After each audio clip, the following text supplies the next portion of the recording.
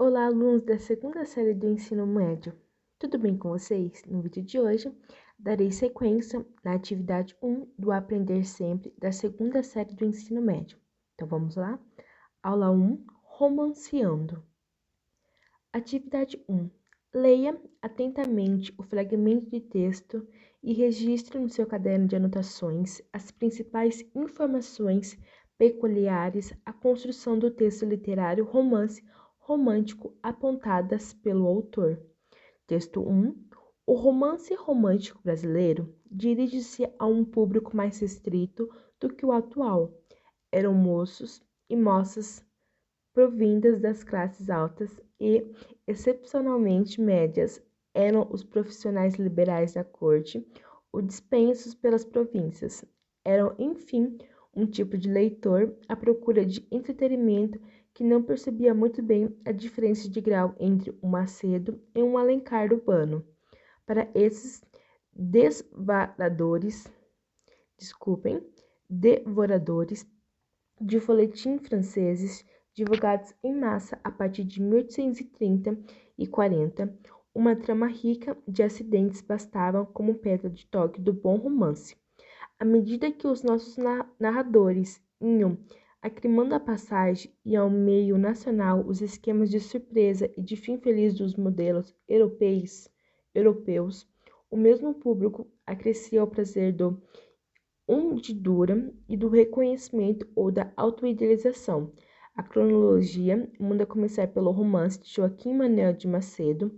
Macedo descobriu logo alguns esquemas de efeito novelesco, sentimental ou cômico e aplicou-os assiduamente até as suas últimas produções do gênero. Compõe o quadro esses expedientes: o namoro difícil ou impossível, o mistério sobre a identidade de uma figura importante na intriga, conflito entre o dever e a paixão. Aí, basicamente, uma resposta pessoal, mas a resposta é nesse fragmento teórico, os aspectos característicos dos romances românticos produzidos na metade do século XIX, tais como as expectativas das leitoras quanto ao amor eterno, sentimentalismo exagerado, a idealização do amor e as paixões de infância, amores não correspondidos. Atividade 2. Leia o excerto retirado da obra de Joaquim Manuel de Macedo, A Moreninha, romance urbano produzido em 1844, que retrata um grande amor protagonizado pela personagem Dona Carolina e Augusto. Texto 2. A Moreninha. Como de costume, a tarde de ser empregada em passeios à borda do mar e pelo jardim, o maior inimigo do amor é a civilidade. Augusto sentiu, tendo de oferecer o braço à senhora Dona Ana, mas esta lhe fez cair a sopa no mel, rogando-lhe que reservasse para sua neta. Em uma das ruas do jardim, duas rolinhas mariscavam, mas, ao sentirem passos, voaram e, pousando não muito longe, em um arbusto, começaram a beijar-se com ternura, e essa cena se passava aos olhos de Augusto e Carolina. Igual pensamento, talvez, brilhou em ambas aquela alma, porque os olhares de menina e do moço se encontraram ao mesmo tempo, e os olhos da Virgem modestamente se abaixaram, em sua face se acendeu um fogo que era pérgio, e o mancebo, apontando para ambos, disse: eles se amam, e a menina murmurou apenas: são felizes, pois acredita que em amor possa haver felicidade. Às vezes, acaso já tenha a senhora amado.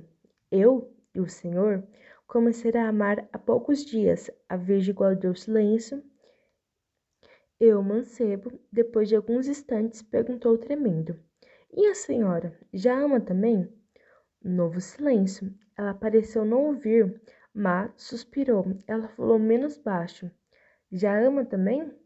Ela abaixou-se ainda mais os olhos e, com voz quase extinta, disse: não, não sei, talvez. E a quem? Eu não perguntei a quem o senhor amava. Quer que eu lhe diga? Eu não pergunto. Posso eu fazê-lo? Não lhe penso. E a senhora, Dona Carolina? fez-se cor-de-rosa e só depois de alguns instantes pôde perguntar, forchechando um sorriso. Por quantos dias? Oh, para sempre, respondeu Augusto, apertando-lhe viamente os braços. Após a leitura e a análise do texto, responda às questões a seguir. A. Identifique o foco narrativo do texto lido. Resposta. Nesse texto, é possível observar a presença do narrador onisciente em terceira pessoa e, no decorrer do enredo, tem-se o narrador personagem com a presença das falas diretas da personagem. Resposta.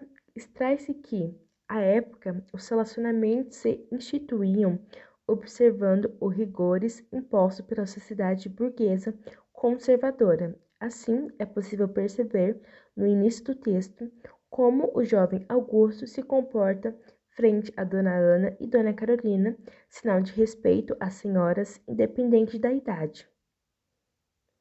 C. E na atualidade, é comum presenciar comportamentos nos moldes que em se apresentam as personagens da narrativa. Justifique. Aí, basicamente, uma resposta pessoal sua. Aula 2 e 3, as fases do romance. Atividade 1. Leia o excerto, retirado do texto literário Madame Bovary, escrito Gustave Flaubert, romancista francês que apresentava por meio de sua obra um romance constituído em um cenário em que os aspectos artístico-literários se formatam a partir da realidade concreta, distanciando-se da realidade sonhada, idealizada pelo romantismo. Madame Bovary Rowan devia ser um lavrador dos mais abastados. Havia partido a perna na véspera, à noite, quando regressava de uma festa de reis em casa de um vizinho. A mulher falecera havia 2 anos, vivia só com a sua menina, que o ajudava no governo da casa. Emma coroou quando viu entrar, ao mesmo tempo em que disfarçava procurando mostrar-se risonha. Rowan beijou o futuro genro, adiaram qualquer conversa sobre questões de interesse. Tinham, aliás, muito tempo para isto, visto que o casamento não convinham que se realizassem antes de terminar o luto de Charlie, isto é, da primavera do ano seguinte. O inverno passou-se nessa expectativa. Bem no íntimo, contudo, Emma esperava um acontecimento qualquer. Como o marinheiro em perigo, relanceava os olhos desesperados pela solidão da sua vida, procurando ao longe alguma vela nas brumas do horizonte.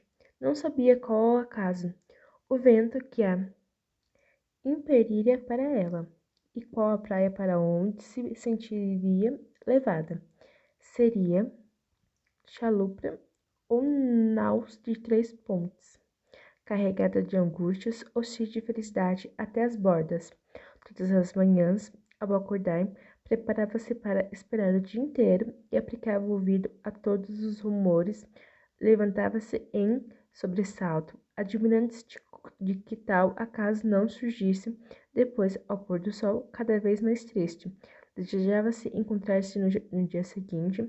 A primavera voltou e Emma sentiu-se afrontada com os primeiros calores. Quando a perreira floriram, logo no começo de julho, passou a contar nos dedos a semana que faltavam para chegar o mês de outubro, pensando que Marx Dandevillers daria outro baile em Valbiazard, mas todo o mês de setembro decorreu sem cartas nem visitas. Após o aborrecimento dessa decepção, seu coração ficou de novo vazio, recomeçando a série dos dias monótonos, pois continuam assim, um após o outro, sempre o mesmo, incostáveis, sem surpresas. As outras existências, por mais insípidas que fossem, tinham pelo menos a possibilidade do inesperado. Uma aventura trazia consigo, às vezes, peripécias sem fim. O cenário transformava-se mas para ela nada surgia. Era a vontade de Deus. O futuro era um corredor escuro, que tinha no extremo a porta bem fechada. Após a leitura e análise do texto, responda as questões a seguir. A. Qual é a expectativa da personagem diante da proposta de casamento? Resposta: a personagem acreditava que, com o casamento, teria felicidade plena, uma vida matrimonial repleta de emoções e que participaria dos movimentos sociais organizados pela classe burguesa. B. Leia o trecho a seguir e substitua o temor destacado por outro conectivo sem que haja alteração de sentido.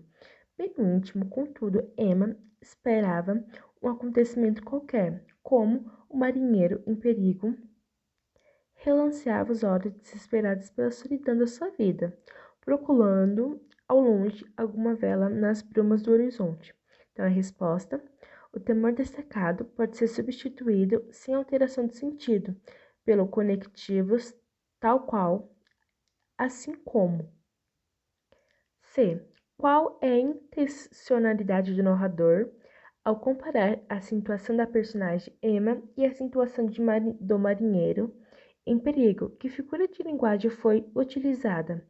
Resposta: ao estabelecer esse paralelo, o narrador demonstra que ambos buscam a salvação, encontrar o caminho, o rumo que tanto desejam, e que lhe trará felicidade e alívio. Nesse trecho, foi utilizada a figura de linguagem comparação. Aluno, irei parar nessa atividade, pois senão o vídeo irá ficar muito extenso e logo postarei mais aqui no canal. Tchau, tchau e até os próximos vídeos.